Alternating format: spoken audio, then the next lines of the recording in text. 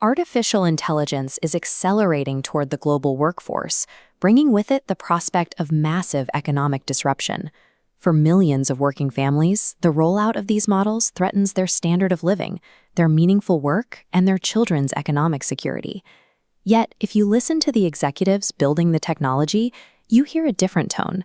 Many tech leaders are downplaying the risk of severe job displacement, assuming the public will look past their anxieties once they experience the productivity gains and medical breakthroughs the software might bring. Those conveniences will not pay the rent. The technology is arriving regardless of how anyone feels about it, and the old economic rules dictating exactly how we value human labor are on the verge of completely breaking. Despite the speed of development, Washington lacks a playbook for how to absorb the coming shock. Policymakers have yet to establish a strategy for managing a large-scale displacement of the workforce. This policy vacuum has split leaders into two camps with conflicting ideas on the role of the state. The sudden arrival of AI forces us to answer one core question. When the technological wave finally crashes, do we protect the workforce through aggressive government intervention, or do we deliberately step back and let the market correct itself? One side of this debate argues that we cannot afford to wait for the worst job losses to hit before we act. This interventionist camp believes tech giants must be legally compelled to share the wealth generated by AI to avoid a catastrophic societal backlash. This flowchart illustrates their preferred approach. They propose leveraging mandatory equity stakes in AI companies or a new tax on computational power to fund a system designed to keep humans employed, specifically through a redeployment tax credit. Under this framework, the government pays companies to keep workers on payroll and retrain them. The credit would cover up to 75% of the costs for an employee's apprenticeship and 50% of their first-year wages in a newly assigned role. To prevent corporations from taking government money for training they would have paid for anyway, a risk economists call deadweight loss, the system requires a competitive application process and strict clawback rules to reclaim funds if companies renege on their commitments. The philosophy here is uncompromising.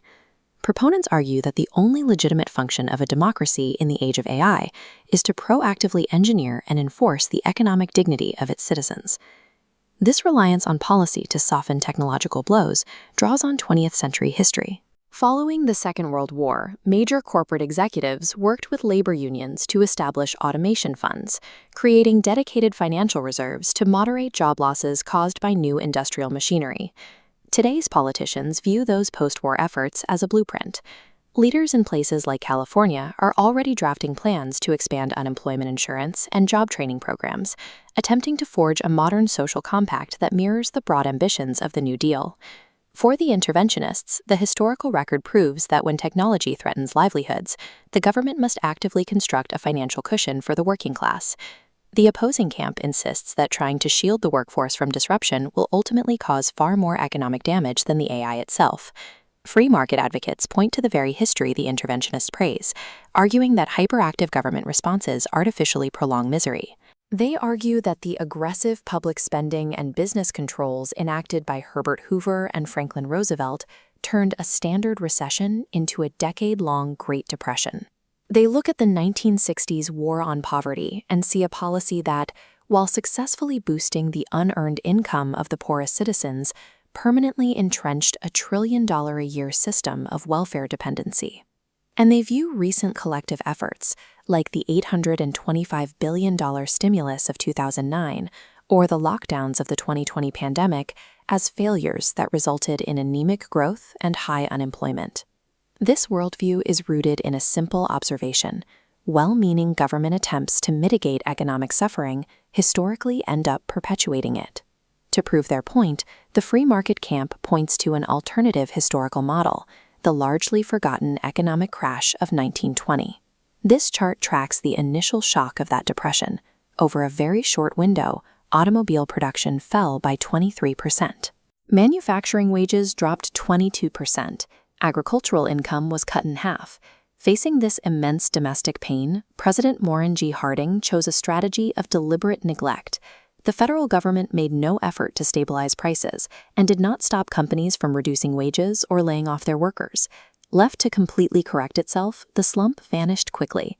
By the very next year, the lines on this graph reversed, and the American economy boomed aggressively through the mid-1920s.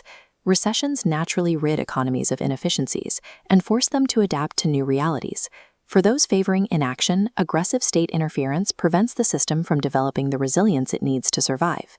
AI is forcing these two historical perspectives into a direct collision, serving as a high-stakes trial for American economic ideology. We are looking at two entirely divergent futures. On one side, we preemptively restructure the tax code to engineer a heavily managed pro-human transition. On the other, we endure the unmitigated burn of a free market correction to eventually emerge stronger. There is no functional middle ground between these worldviews. Attempting to execute both will only result in policy paralysis. The path forward requires lawmakers to make a stark, binary choice, and that decision carries permanent consequences for the labor force.